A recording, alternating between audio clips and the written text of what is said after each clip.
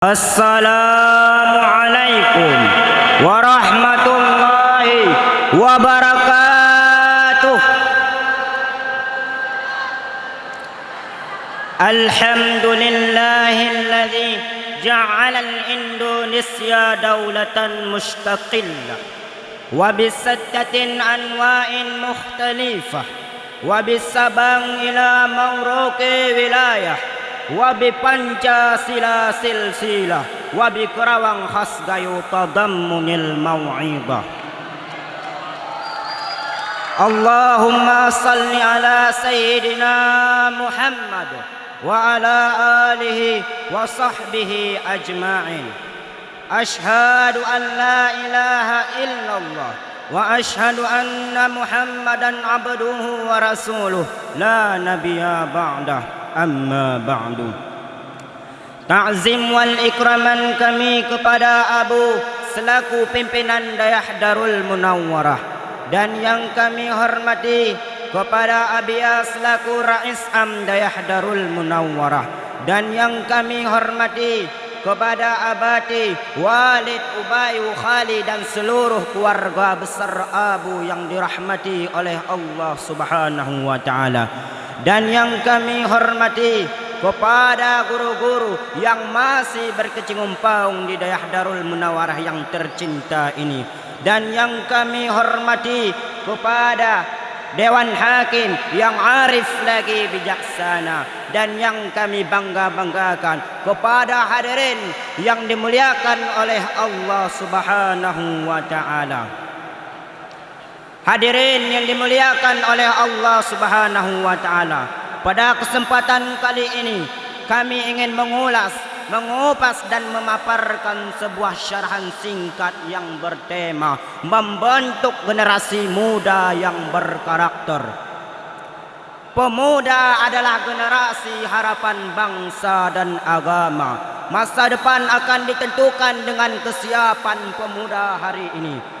Dr. Yusuf Qardawi di dalam bukunya yang berjudul Ummatuna Baina Qarnaini pernah mengatakan, di antara buah kebangkitan yang paling manis dan yang paling gemilang adalah kembalinya para pemuda kepada ajaran agama untuk berperan demi memajukan umat pada saat sekarang ini. Namun bila dilihat kondisi pemuda hari ini, banyak yang terseret dan tenggelam dihantam gelombang globalisasi. Mereka tertipu dengan gemerlapnya duniawi. Kondisi inilah yang menyebabkan dekadensi moral silih berganti. Keadaan seperti ini mengindikasikan bahwa mayoritas generasi muda hari ini tidak menyadari peran dan fungsinya yang sangat signifikan untuk kemajuan bangsa dan agama di masa yang akan datang. Dengan demikian, mereka harus segera dibangunkan dari mimpi panjangnya agar segera menggali potensi diri dan menghiasi dengan karakter akhlakul karimah agar menjadi generasi kuat dan amanah. Al-Quran mencatat peran penting pemuda di dalam berbagai lintas sejarah. Ketika Fir'aun menyebarkan benih kezalimannya di tengah masyarakat Nabi Musa alaihissalam yang pada waktu itu masih berusia muda, berani melakukan perlawanan kepadanya. Begitu juga Nabi Yusuf alaihissalam yang terkenal dengan ketampanannya mampu mempertahankan komitmen dirinya di saat digoda cantik dijelita istri pembesar kerajaan untuk melakukan perbuatan yang tidak baik dengannya. Rasulullah sallallahu alaihi wasallam sendiri tak kala beliau menyebarkan risalah kenabian di kota Mekah, tidak sedikit mendapatkan dukungan daripada kalangan pemuda pada waktu itu. Indikasi ini mewujudkan bahwa betapa besarnya peran pemuda di dalam mewujudkan cita-cita bangsa dan agama. Dalam satu hadis dari Abu Hurairah radhiyallahu anhu, Nabi sallallahu alaihi wasallam pernah bersabda, sab'atun yudilluhumullah, ada 7 golongan yang akan mendapatkan naungan daripada Allah Subhanahu wa taala. Tidak ada naungan pada waktu itu kecuali naungan daripada Allah Subhanahu wa taala. Salah satunya yang akan mendapatkan naungan daripada Allah Subhanahu wa taala adalah syabun, anak muda, nasya'a fi ibadatillah, yang tumbuh di dalam hatinya, di dalam jiwanya rasa beribadah kepada Allah Subhanahu wa taala.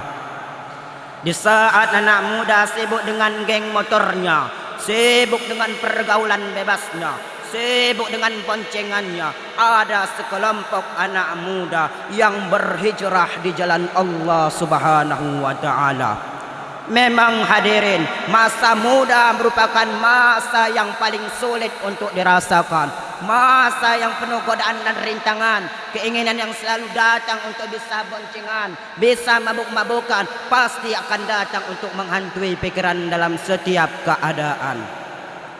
Saat ini kita sangat prihatin melihat kualitas generasi muda yang cenderung melemahkan diri sendiri, baik fisik, intelektual, dan mental spiritual. Betapa tidak generasi muda terjerumus ke dalam pergaulan bebas, narkoba, dan kemaksiatan lainnya. Tidak jarang kita temukan sosok pemuda yang mabuk-mabukan, urak-urakan dengan gaya selengekan.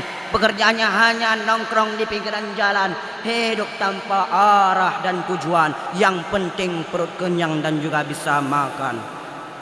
Begitu juga tidak sering kita temui sosok pemudi yang memakai pakaian mini dengan alasan gaya tren masa kini, bergaya bagaikan selebriti, berjalan lenggok ke kanan lenggok ke kiri dengan alasan gaya tren masa kini.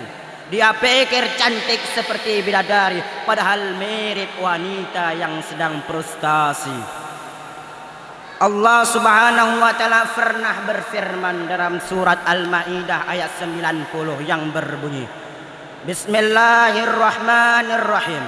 Ya ayyuhalladzina amanu, wahai orang-orang yang beriman, innamal khamra wal maisir wal ansabu wa azlamu rijsun min amali syaitan.